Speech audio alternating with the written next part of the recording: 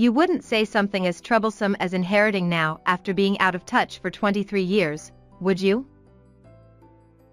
The woman who claimed to be my father's remarriage partner was very assertive. She insisted that the inheritance of my deceased father, whom she had taken care of until the end, belonged to her. Of course, I had no objections.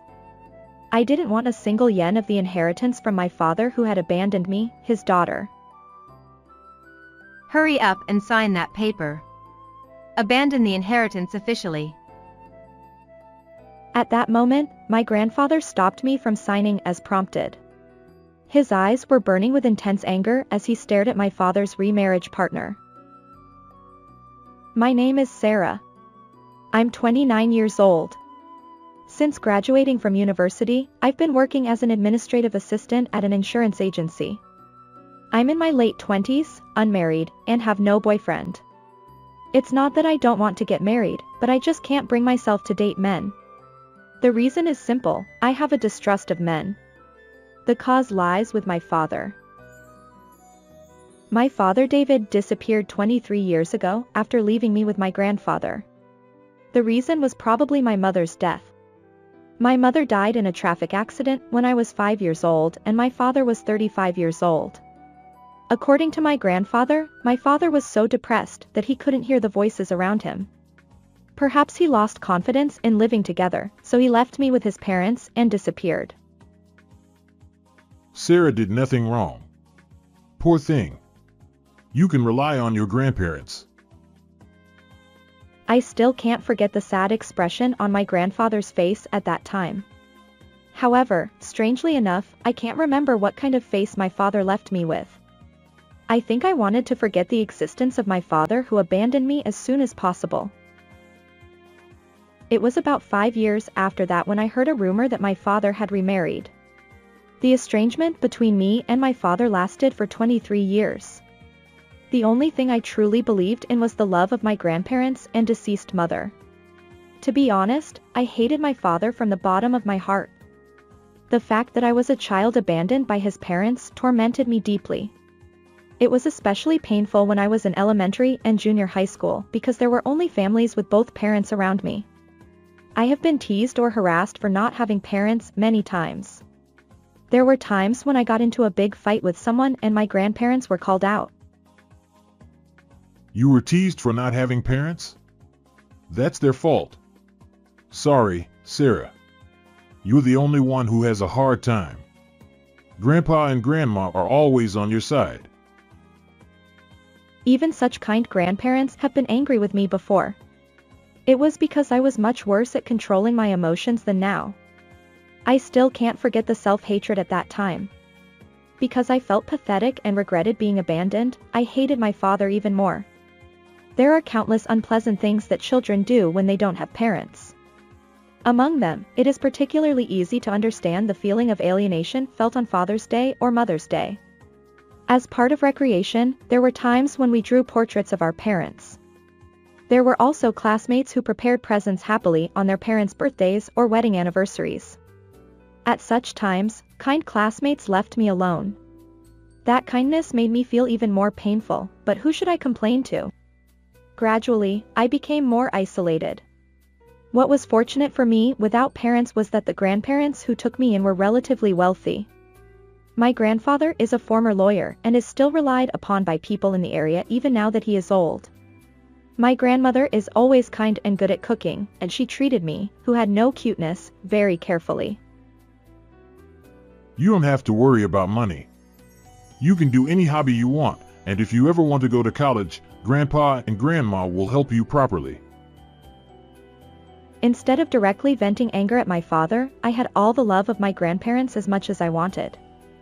I wanted anything I wanted and sometimes said something outrageous. A rational grandfather didn't spoil me like that. Grandpa can only buy what you need for Sarah. If you just want something, you can't buy it for you. It's not because Grandpa is stingy that he says this kind of thing. It's because Grandpa doesn't want Sarah to become an adult who spends money recklessly. Grandfather is really a solid person. He is really kind, but not always so. He could be very strict at times and wouldn't forgive me for being spoiled. I often felt lonely when I went out with my grandparents. On holidays, when we went shopping at commercial facilities, there were family members everywhere you looked. Children who listened to their whimsical requests. Siblings who get along well by obediently listening to each other's words. Parents and children who enjoy the same game at the game center. Couples who look happily at their healthy children. Even though I had grandparents, there were no parents around me. Commercial facilities were places that confronted me with such reality. Why only me? There were many times when I felt such thoughts. There are many people in the world who live under worse conditions than mine. Although it was understood in my head, there was no way to fill the loneliness or pain unique to myself alone.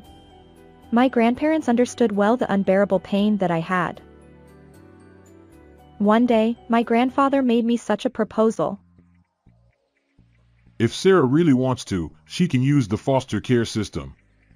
You can live with a couple of the same age as your real parents as a family. However, my grandfather cut off his words and shed tears. It was the first time I had seen my grandfather cry. Grandpa and Grandma really care about Sarah and love her very much. If you say you're in pain, you have to withdraw. Honestly, even talking about this is painful. But if it's for you. My grandfather couldn't speak until the end. Rather, I didn't let him speak. I'm not going to leave Grandpa and Grandma behind, am I? Don't ever talk about adoption again. My home is here. This place where Grandpa and Grandma are is my place. If I just kept grieving, my grandparents would feel sad too. The time has come for me to face myself firmly. I thought so strongly. I accepted myself as a child abandoned by my parents and still lived positively. Thanks to the abundant love of my grandparents, I had become strong before I knew it.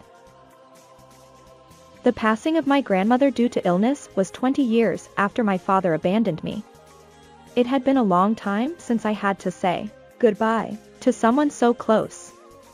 I was extremely sad, but my grandfather was calm and collected. He even had the composure to comfort me. I felt puzzled that my grandfather, who should have been the one grieving the most, was so composed. I was prepared for this day to come someday. We talked a lot while we were still alive and were ready to say goodbye. That's why I'm surprised at how well I'm holding up. It's strange. My grandparents' parting was very peaceful. Everyone in the family praised their parting as something they would want for themselves, and I was proud too. While my grandmother was being cremated, one of my aunts approached me with an apologetic look on her face. I'm sorry to bring this up at a time like this, she said, and showing me a picture of a man and asking if I would consider marriage. She knew it would be frowned upon, but she brought it up anyway. She looked genuinely sorry about it. Surprisingly, my grandfather smiled when he heard about it. That's great news. You should definitely consider it. Think of your aunt's feelings. My grandfather said that, but I couldn't feel the same way. Because of the painful experience of being abandoned by my father, I had become distrustful of men. While I admired the kind of relationship my grandparents had, I couldn't bring myself to hope for marriage. In my heart, such an intractable dilemma had taken shape. 3 years after my grandmother's passing, my grandfather approached me with a serious look on his face and said he had something to tell me. David seems to have passed away in the hospital. It was then that I learned for the first time that my father had been seriously ill. In fact, my grandfather had been in touch with him through his lawyer friends in recent years. The news of his death also came from those lawyer friends. I heard that the funeral is the day after tomorrow. I'm going to go. What about you, Sarah? After thinking about it, I decided not to attend the funeral. I didn't ask for any details like the address. My grandfather said he would leave it up to me. My father and I had cut ties 23 years ago. I don't have any hatred left for him now, but I don't feel like mourning him either. The next day, my grandfather took the train to visit his deceased son. I, who was left behind, reflected on the fact that I had no parents. There was no point in blaming my mother who had passed away in an accident. On the other hand, I still feel dissatisfied with my father's decision to leave me with my grandparents and cut off contact. It's just so pathetic for a person to leave their child's upbringing to their parents and cut off contact. I don't know what he was thinking, but couldn't he have done something else? A few years later, he remarried another woman. I can hardly understand it. But then again, I think to myself that there are fathers out there who are worse than mine. Fathers who are abusive, addicted to gambling or alcohol, antisocial, criminals. Compared to such monstrous fathers, maybe my father wasn't so bad after all. After all, for these past 23 years, he has never caused me any direct trouble. From the fact that he secretly communicated with my grandfather through a third party without telling me, it is clear that my father actively and thoroughly avoided any communication with me. He erased his own existence so as not to trouble my heart. Maybe that was his way of showing sincerity towards me. When I was 5 years old, I felt that my father was an awkward and unsociable person even though I was just a child. Until the very end, my father was just as I had imagined him back then. I now regret that I never heard his thoughts from his own mouth. After my father's funeral, a woman I didn't know visited me. She was probably in her 40s and had a very strong personality with distinctive heavy makeup. You're Sarah, right?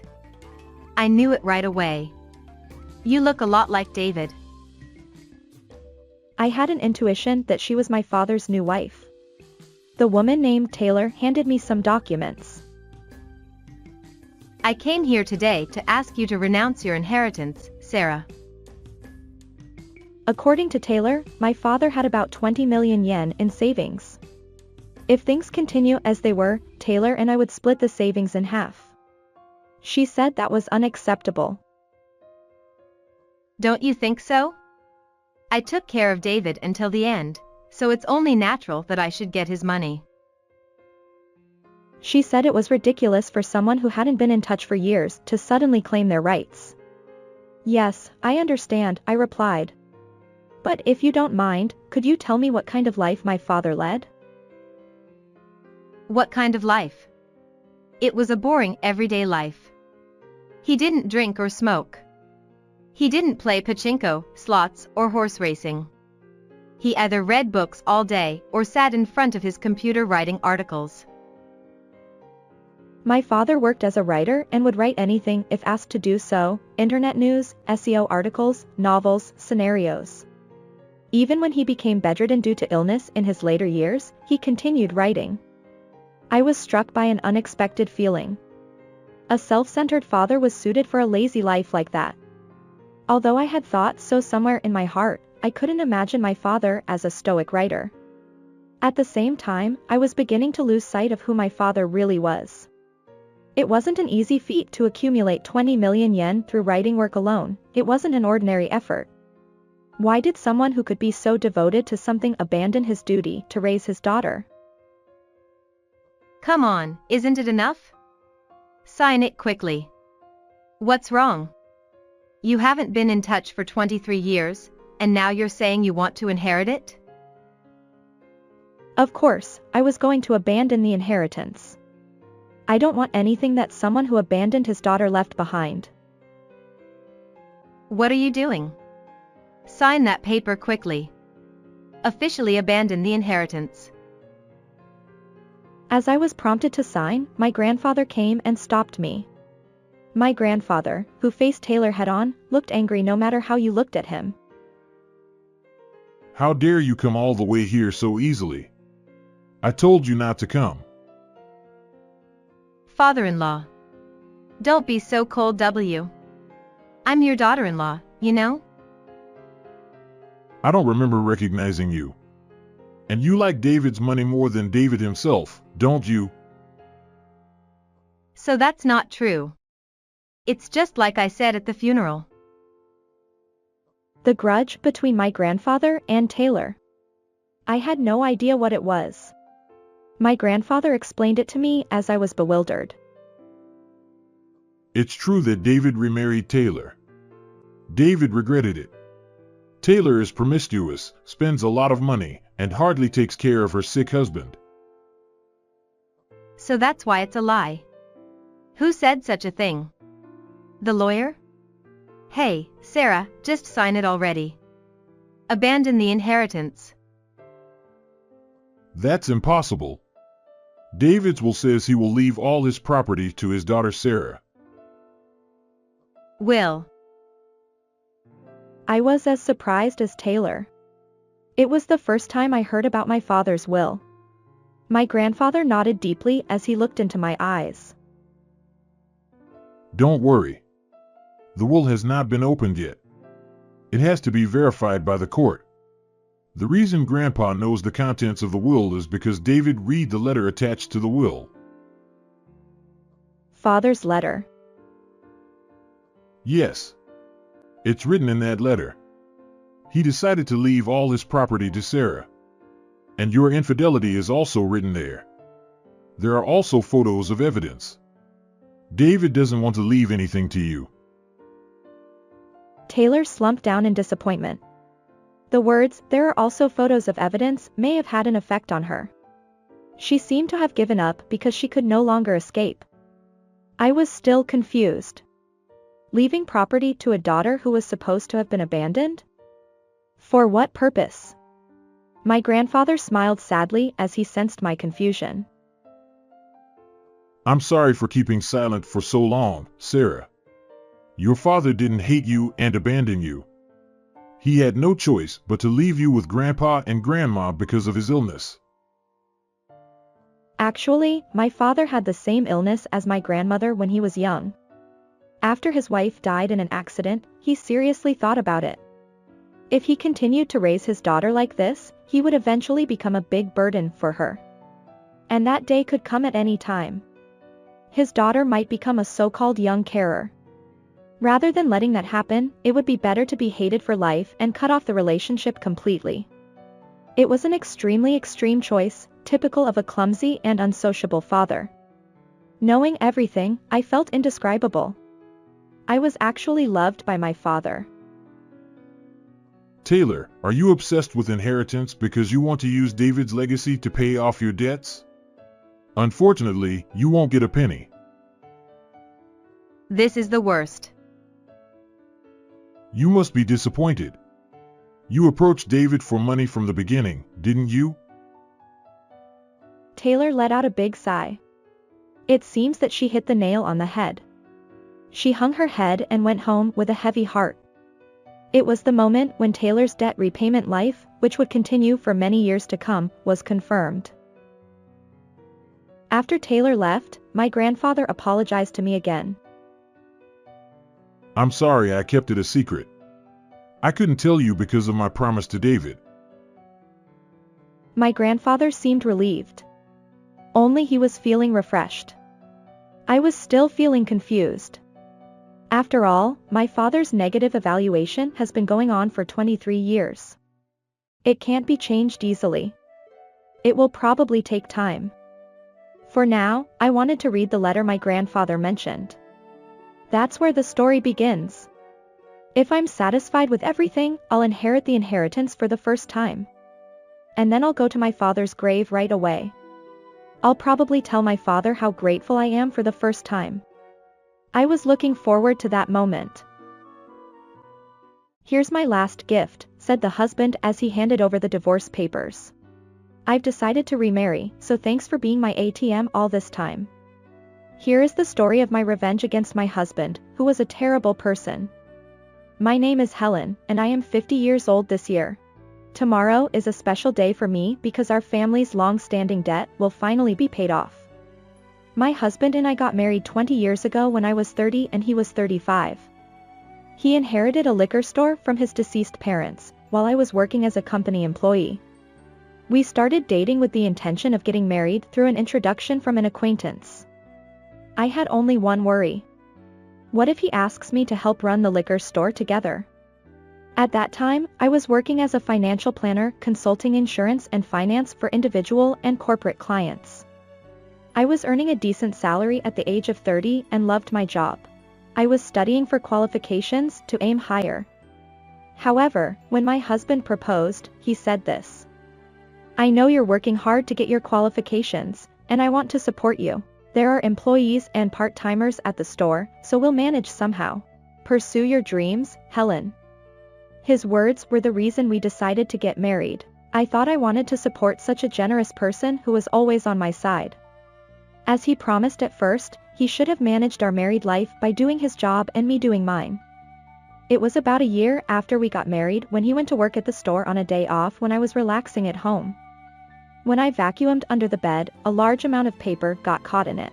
It hadn't even been 6 months since we moved in, so why were there papers here? When I picked up one piece of paper that had become crumpled, it said, a dunning letter. The total amount of debt borrowed in my husband's name was $150,000. $150 is 000. It's not $15, right? My head spun. Why? Why did he hide such a large amount of debt? That day, I confronted my husband. What's going on? What is this debt? It's not like that. It's what my parents left behind. The situation was like this. The debt belonged to the liquor store that my husband ran rather than his personal debt. It seemed that his parents had borrowed money, but when my husband took over the store, he also inherited their debt. They didn't intend to abandon their inheritance because they had borrowed against the land and buildings of the store as collateral. Although it wasn't my husband's personal debt, it wasn't something that could be left alone.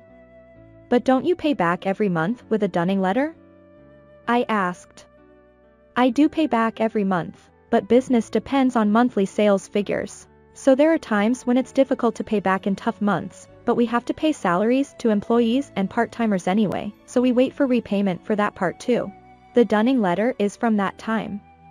At first glance, the husband's opinion seems reasonable, but I don't think it's good to delay repayment. In fact, the dunning letter even had the words, final notice, written on it. I didn't want to worry Helen, so I kept quiet. But everything is really okay. The store is doing well and we haven't been kicked out of our house, right? That's true, but... Then my husband said something like this to me as I looked at him anxiously. If you're so worried, why don't you pay off my debt with Helen's salary?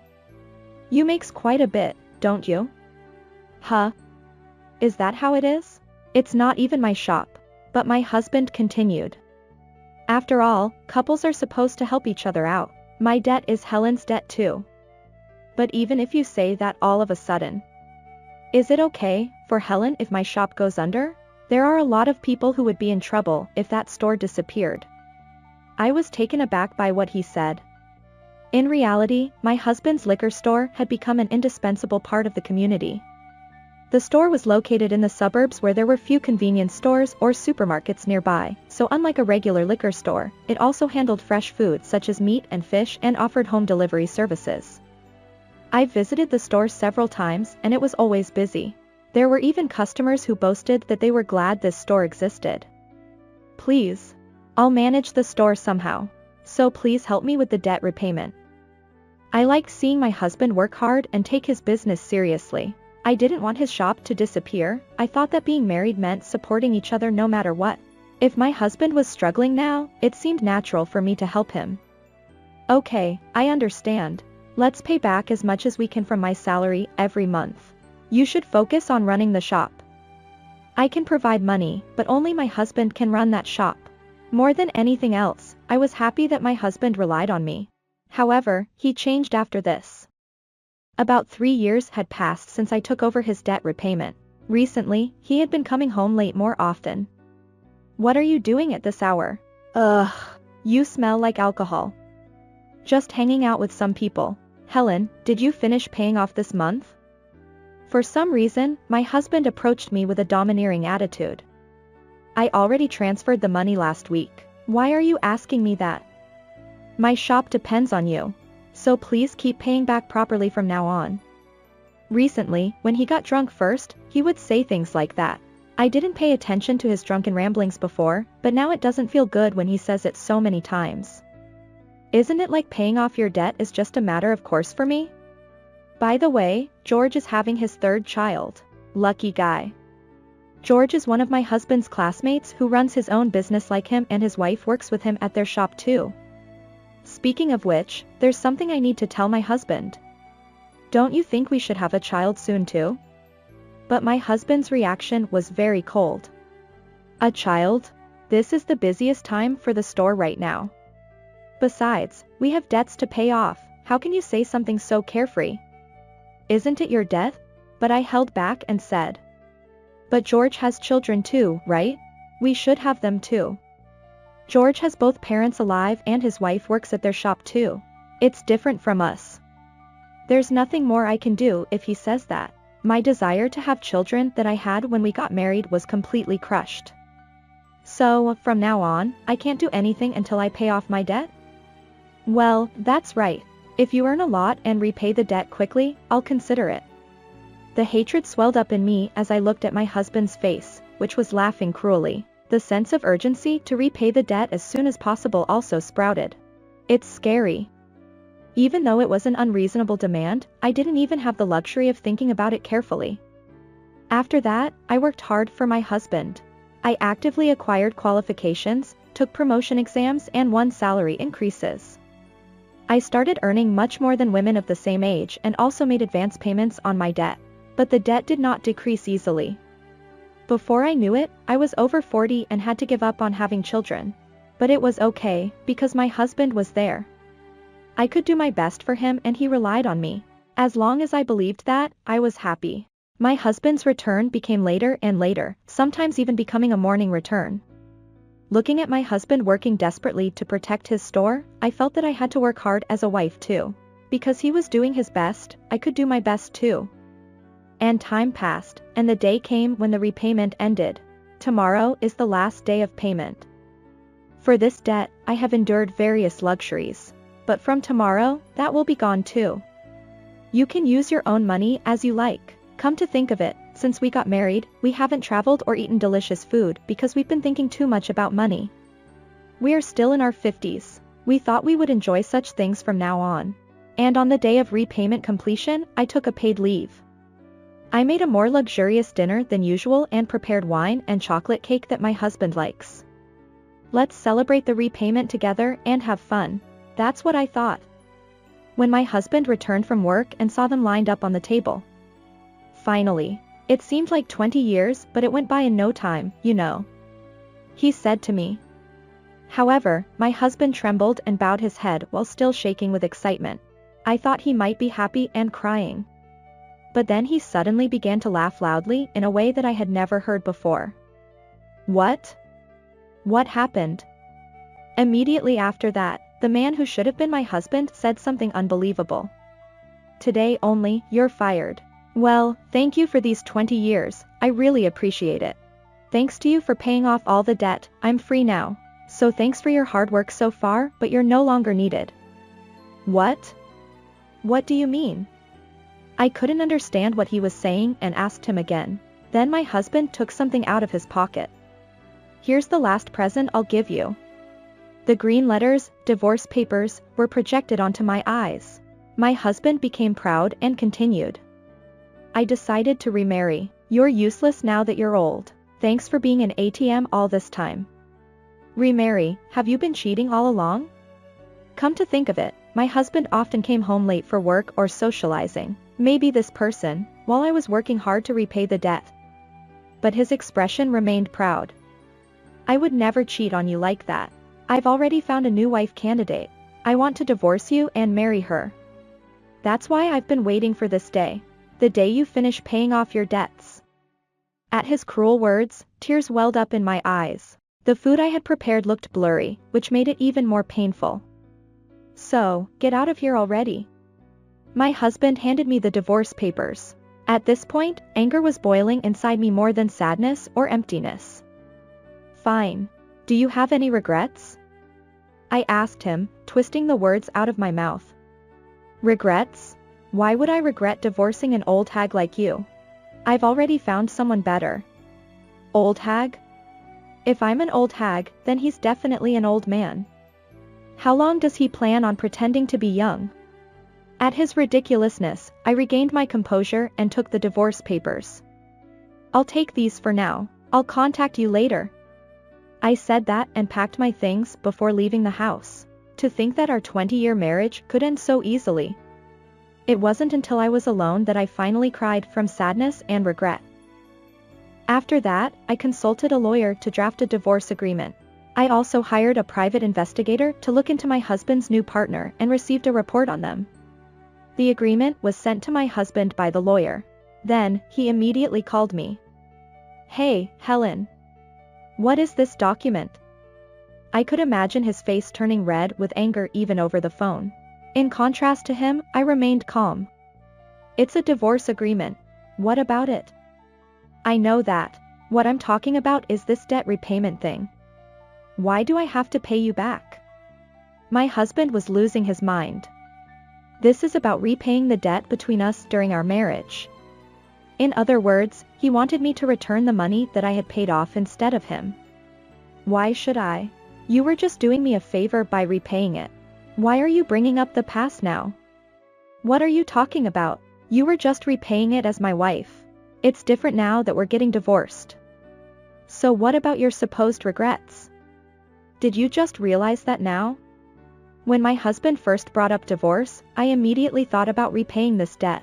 As someone who deals with insurance and finance on a daily basis, I often hear stories from various clients. Sometimes, they talk about divorce or inheritance issues. Thanks to that experience, it occurred to me not to sign the divorce papers right away but to go through a lawyer first. The amount of money that I had paid off instead of my husband was over $200,000 including interest. Since I had paid it all off myself, it was only natural for me to claim it back from him. That's all there is to it. My husband was completely taken aback by my firm attitude and the document with the lawyer's name on it. He had thought he could kick me out without paying any compensation or alimony. He really was clueless. "You don't have that kind of money." "Really? Then why don't you sell your store for funds?" "If I did that, there would be nothing left for me." "Are you some kind of demon? Aren't you still 55 years old? You can still work if you want to." I didn't feel any objections during my conversation with my husband and wanted to hang up soon, but there was one more thing I wanted to confirm. "By the way, what happened with your remarriage?" "That's none of your business." At his lackluster response, I couldn't help but burst out laughing. "Sure, that might be the case. It sounds like you're going through a lot, so hang in there." As I was about to hang up the phone, my husband clung to me and said, "Wait, Helen. I'm not going to remarry. I want to try again with you." I told him this before hanging up. "Try again? Don't make me laugh. I'm rejecting you." I had been married to this man for 20 years. To an outsider, I might have looked ridiculous. But until he brought up divorce, I had respected him quite a bit.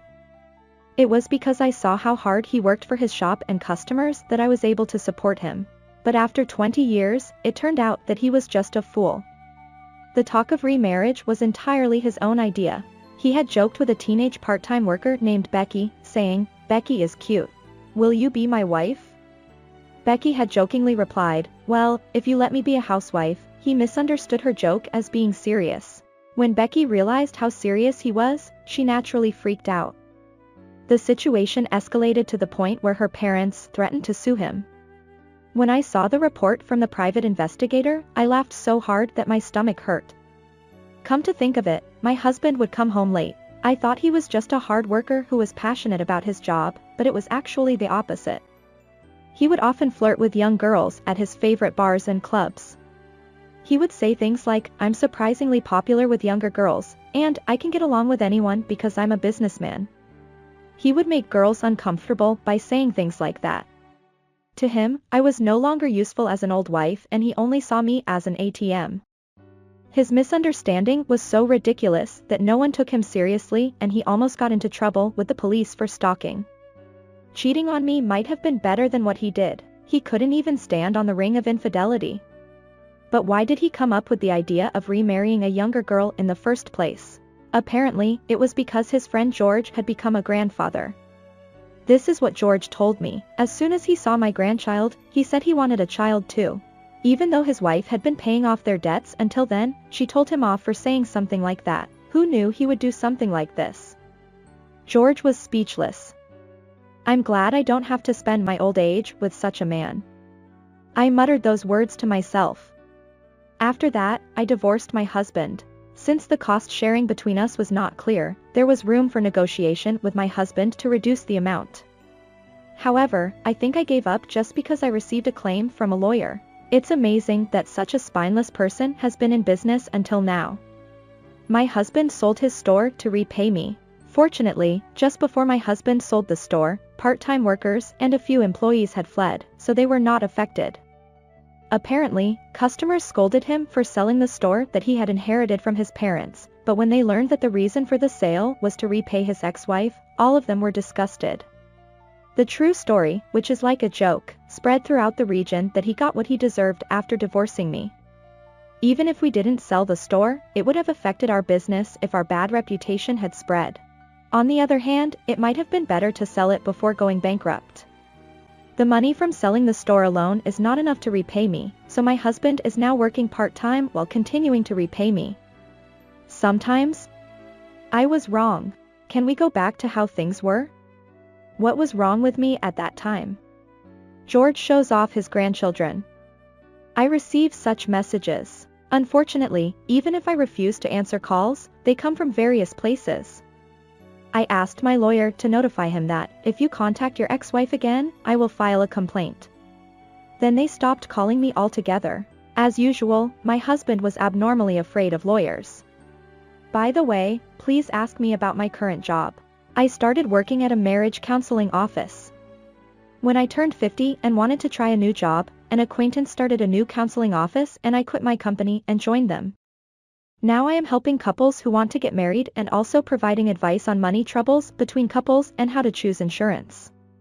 Since they are going to be married as a couple, they are very popular with customers who want to talk openly from the beginning. This service has grown rapidly since its inception.